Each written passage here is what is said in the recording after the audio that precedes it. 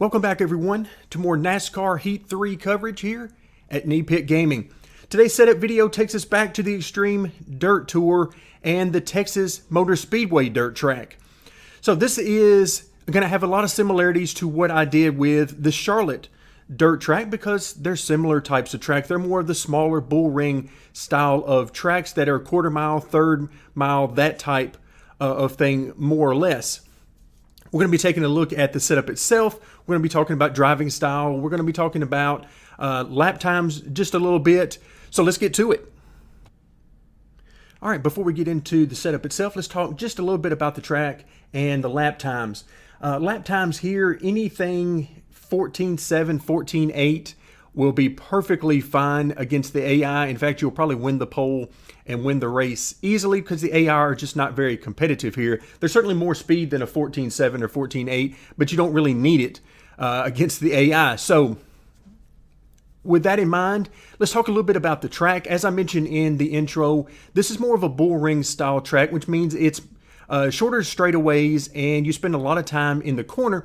And what that really means in this particular game is you need to get the car rotated on entry, and that way you can get back to the throttle very quickly and you don't have to really do much of any steering from the center of the corner off. You basically let the car take care of itself. That's the way I drive the track. You can drive any of these dirt tracks in the Xtreme Dirt Tour wide open and never lift. It just takes a little bit different driving style and a little bit different setup. And we'll talk about some of those changes you can make and try to do that as we work our way through the setup. The shock settings, 3.5 settings with bump and rebound works very well, but of course there are numerous different settings that would work fine here, but 3.5 has worked well for me and I really haven't seen any reason to stray away from that. On the weight settings, we want the left side weight completely maxed out because we're on an oval. Front weight and wedge, this is where we start to control the rotation of the car. And again, this always goes back to driving style and how you handle the car, how you're on and off the gas, use the steering wheel, and so on.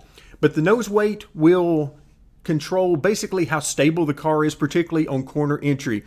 Meaning that if you are too tight on corner entry, one of the options that you have, one of many options you have, is to lower the front weight, and that will actually get the rear end of the car to swing around a little bit easier. And of course, the opposite is true. If you are loose on corner entry, then adding a little bit of front weight will help to stabilize and tighten the car up, again, particularly on corner entry. I like to use the front weight a lot for overall rotation of the car and use the lowest number I can use and still have the car stable most of the time. There are differences, different styles of setup that you can use that will be different than that, but for the most part, you want to use a lower amount of nose weight. Moving on to the wedge, this controls the overall rotation of the car and particularly how fast it rotates. So if you want a car that is very deliberate and rotates a lot slower, then you want to increase that wedge number. That will increase the stability and give you a lot easier time hanging on to the car, and it will not want to swing the rear end around quite as quickly, particularly on corner entry where you're trying to get the car rotated. Front and rear ride height, you can really do a lot of different things with this. I'm using 6 and 7 between the front and rear as that seems to work pretty good. Basically, the main idea of the ride heights here in this game, since they work differently here than in simulations, is you basically just don't want to bottom out the car. That's about what I use them for here in this particular game. Moving on to the spring settings, 280 and 240 in the front is pretty standard for me. I find that works great at most of the tracks. I really haven't found a reason to back off of that left front spring, particularly at the maximum of 280. The right front spring I will play around with. This is a great tool for corner entry. If you want the car to rotate quicker, just like we talked about with the wedge, if you want the car to rotate quicker, then lower that right front spring some. Even just 10 to 20 pounds in these dirt cars can make a huge difference on corner entry. Same thing happens for the opposite. If you are too loose on corner entry, then you can increase that right front spring by a click or two and see if that helps. Again, 10 to 20 pounds can make a huge difference in the handling of these cars. You can take, just by increasing or decreasing the right front spring, you can take a car from really tight to really loose very quickly. In the rear of the car, 260 in the left rear, 280 in the right rear, only 20 pounds of spring split here, and that is because of the combination of other settings between the front weight, wedge, and the track bar in particular that I'm using. I only needed 20 pounds of rear spring split. That keeps the car stable when I get back to the throttle, and particularly on corner exit. It keeps the car from getting really loose, which is not good in this game because you scrub off a lot of speed. This game wants you to drive these cars basically like you're on asphalt. So 20 pounds of rear spring split was great. You can get by with less or more than that, just depending on how you drive the car, and that's definitely something to play around with. Tire settings, 23, 24 pounds on the left side, and I use the maximum 30 pounds on the right side. I find that those work good for me. I realize those are not at all realistic, but again, this game isn't supposed to be realistic. It's an arcade style game, so I found that those work well for me. But of course, feel free to use much lower numbers, down around 10 or 12, and you'll find that those can also work for you. Again, just depending on the feel that you're looking for. Moving over to the miscellaneous settings, both the left front and right front camber are maxed out, and that is to get the car to turn to the left the best, and this game seems to reward using maximum camber both on the asphalt and the dirt, so that's where we are there. Front sway bar is at 1.1, and this number I try to get basically as low as I can and still have a good secure feeling in the front end of the car. The higher the number you use on the front sway bar, the tighter the car is going to be. The car won't want to rotate as much, so that is another quick adjustment that you can make to tighten or loosen the car. Just be careful about getting too low on the front sway bar, as I find that the weight transfer becomes a lot more than I would like by going too low on the front sway bar, or particularly unhooking the front sway bar.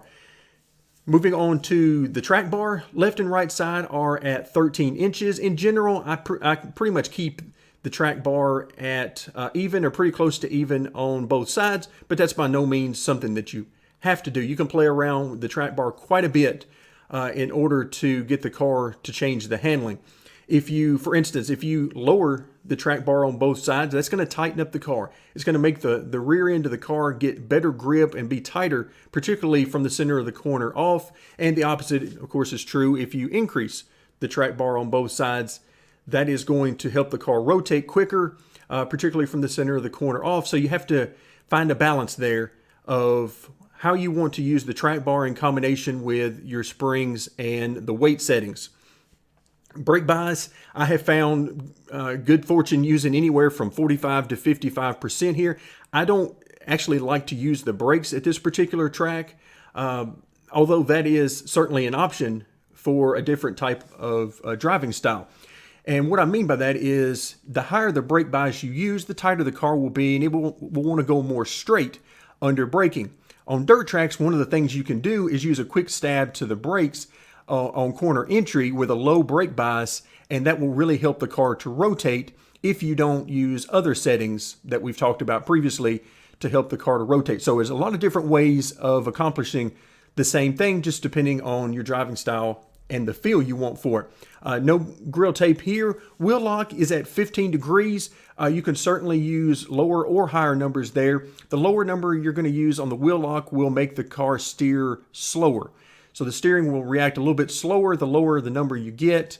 I use 10 to 12 a lot of times on the asphalt tracks, and a little bit higher number than that on the dirt tracks, just so I don't have to steer the car quite as much to get the car to rotate. So the higher number you're going to use on the wheel lock, the quicker your steering was going to be. So you have to find a balance there based on how you want the car to feel. And finally, the steering offset is at 0.05, and that is simply to offset some of the pull to the left from the camber that we're running in the front of the car. So you can adjust that to adjust to a large degree how much pull to the left. And if you get too high a number on the steering offset, you can actually introduce a pull to the right on the straightaway. So be careful with that. Gear settings, really don't mess around with the first or second gear. Those are the only ones that matter. Third and fourth won't matter in these cars. Rear end ratio is at 5.14, but there is a huge degree of flexibility in that. You can actually go up a click or two on that and get into the 520s or maybe even 30s or 40s if you want to, but you're really going to be running the engine RPMs very high, and that's generally not what you want in these cars. You can also lower the RPM by lowering the rear end ratio to a 5.0 or even into the 4s. That's going to turn fewer RPMs, and it's going to tighten up the car in general when you're on throttle. So again, everything that you choose on the setup really works together. So there are many different ways of accomplishing it. In fact, when I was testing at this track, I used probably 3 or 4 different styles of setups, and they all ran about the same speed. So it just goes to show you there's many different ways to accomplish the same thing. Hopefully this video has been helpful to you. Thank you very much for joining me, and stay tuned for more NASCAR Heat 3 coverage here at Knee Pit Gaming.